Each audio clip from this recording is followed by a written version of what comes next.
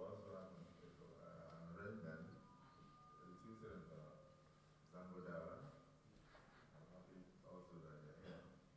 I hope you have continuous arrangement for engagements until we dot the I's and cross the T's to ensure that every person is satisfied that we have met laws for the benefit of all Nigerians and for the upliftment of the Nigerian economy. Harnessing resources for development is not something that you leave to government alone. It is something that every Nigerian child, every Nigerian woman, every Nigerian adult should be interested in. And so, as I've seen the consultant, thank you for your clearance, because you have done a lot without our expectations. And you need to know that the National Assembly, particularly the Senate that I belong and we belong, we are not interested in making laws for ourselves. We want to leave what I might call enduring legacies for the future. And I also believe strongly that President Bola Tinubu is quite aware that laws are meant to be obeyed, and laws are meant for the good governance of the country. And therefore, in coming up with reform, is looking at the situation yesterday, looking at the situation today, and looking at Nigeria in the future with the way the global trend is going in terms of economic indices and changes. So whenever the reforms come, sometimes it might be difficult for you to comprehend, but the best place for you to come and ventilate your thoughts is right here in the National Assembly. So I welcome you. You are in the right place. So it's a great honor for me as President of the Senate to be invited by the Chairman of the Senate Committee of Finance, the Vice Chairman and members to come and join you in the first public hearing on the various tax reform bills pending before the chambers of the National Assembly. He has given you the history of when the bills were submitted for our scrutiny, our consideration. The microphone was crying, that's why I left it. When Sani was speaking, the microphone was crying. So I don't know what happened to this. So, we are gathering today in a very pivotal moment, one that calls us to think, to reform, and to modernize and optimize our tax system. For me, this is just not a task, it's a profound responsibility. We must embrace with courage, with wisdom, and steadfast commitment to the Nigerian people. And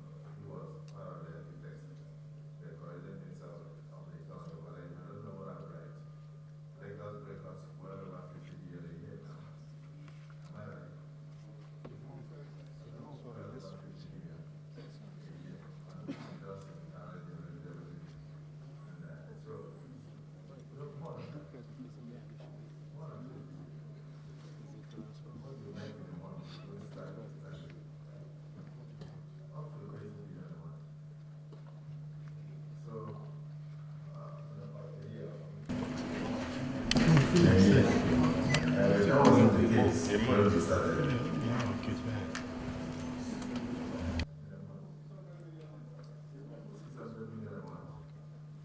He was in the class of 1999 as a governor, so he should be in a position to know. So whatever you were doing right in Lagos, you can see it's reflected in the infrastructure in Lagos. If we get this right, it will be reflected in the infrastructure in Nigeria. All we need is to have a country where people will not cry because they don't have water to drink. We want a country where people can see good roads to pass.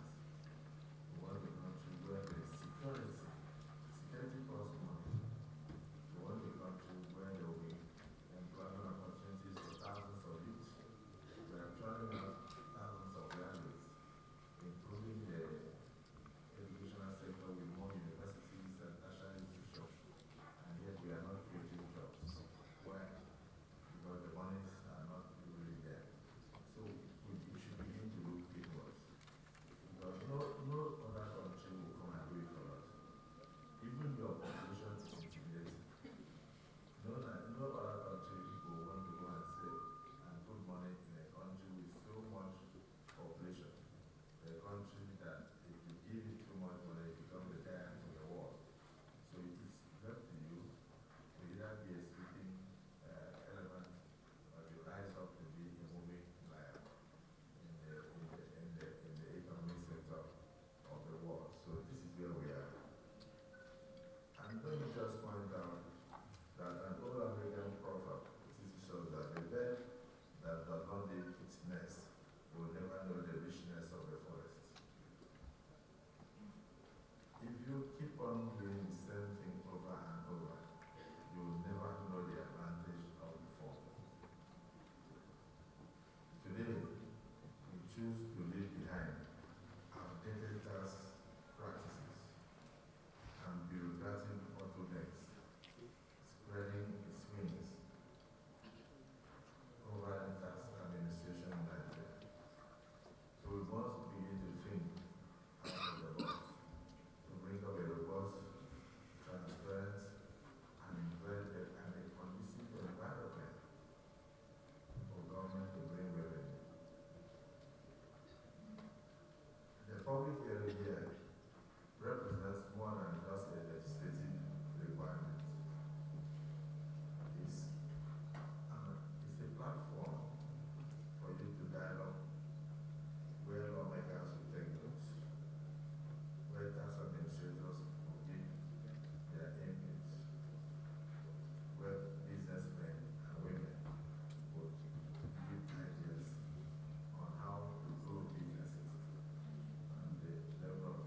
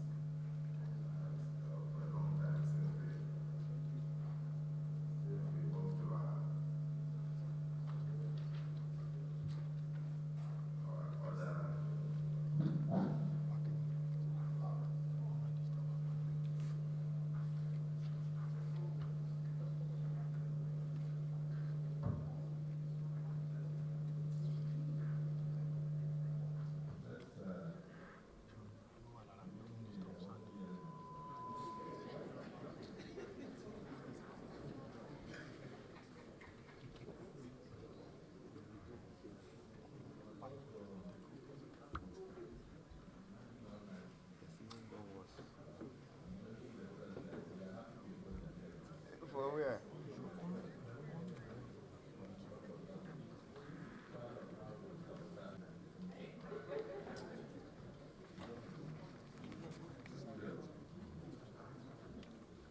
No polish.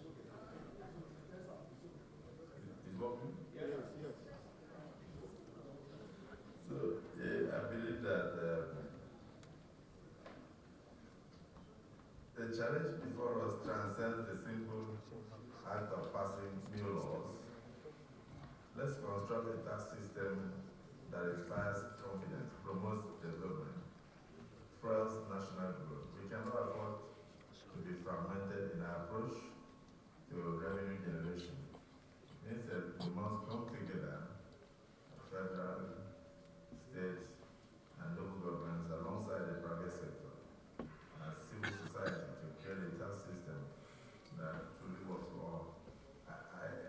When I was a young man, I used to drive from Lagos to my home in Uyo, and every checkpoint would stop me along Lagos Road before Benin.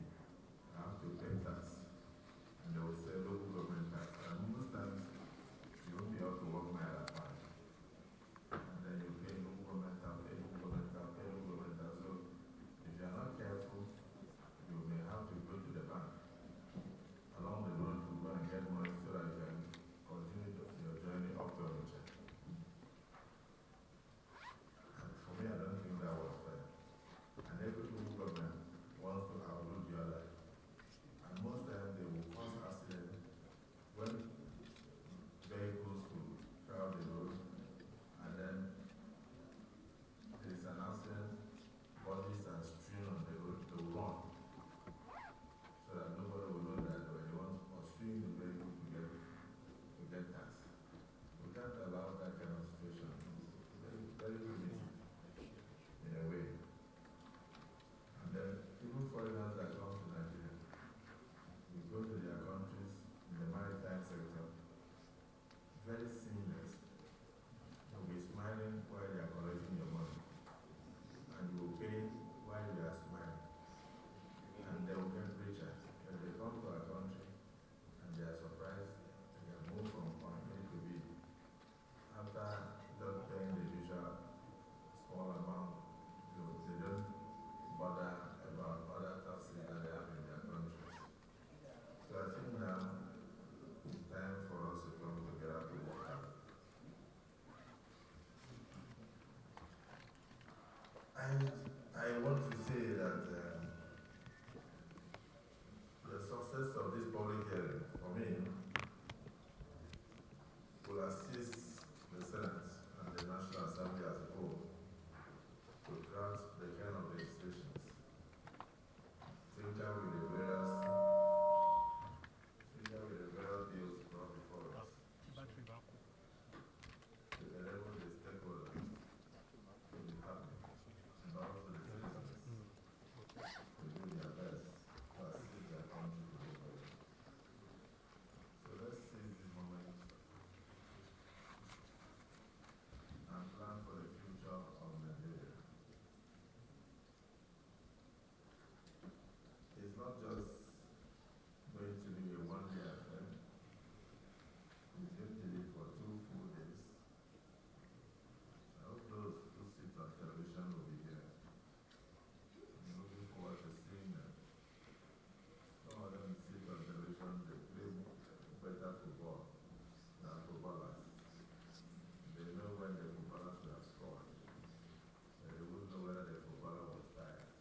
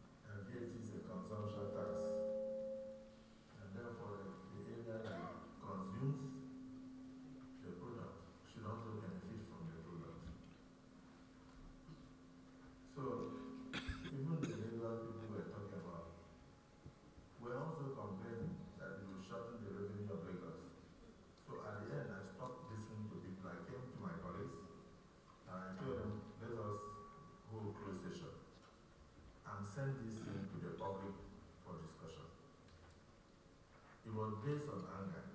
Because you can't imagine a state, for instance, that the bill is meant to favor. It's the same state that's complaining about the bill, and then nobody in that state, including the commissioners of finance and budget, had opened a page of the bill to even see what is inside. So please, if you don't have copies, ask the chairman to give you copies. Since it's a 2-day event, use today to listen to other people. Don't jump up to contribute based on social media discussions. Go and read first. When we meet again tomorrow, you come and make your contribution. And it's also online. You can download, go through it. The area you don't want, please tell us. For me, I will not run the Nigerian Senate on the basis of what they write on social media. I'm sorry, social media for me is garbage in and garbage out. I'm not making a regular speech. I'm only advising Nigerians. Tell you why. Look at your country, look at your tax system. How has it been in the past? Do we need reform? If you agree we need reform, bring your ideas. Marry your ideas with your colleagues. Marry your ideas with your lawmakers. Discuss with your CSOs, your NGOs, and discuss with parliamentarians. Send us your recommendations. We will collect them. We will assess them. And I can assure you that by the time we are through, 5 years from today, you say yes. That the 10th National Assembly did the best for this country. And that is why we are where we are. I welcome you. May God bless your deliberations. It's on that note, in a very sober way, in a very humble way, with mixed feelings, that I invite all those who are going to oppose everything inside these bills, and those who are going to support, and those who don't even know what are contained inside these bills, and those who have been doing mouth commentaries on television and radio, to then come together as I declare this open in the name of Almighty God.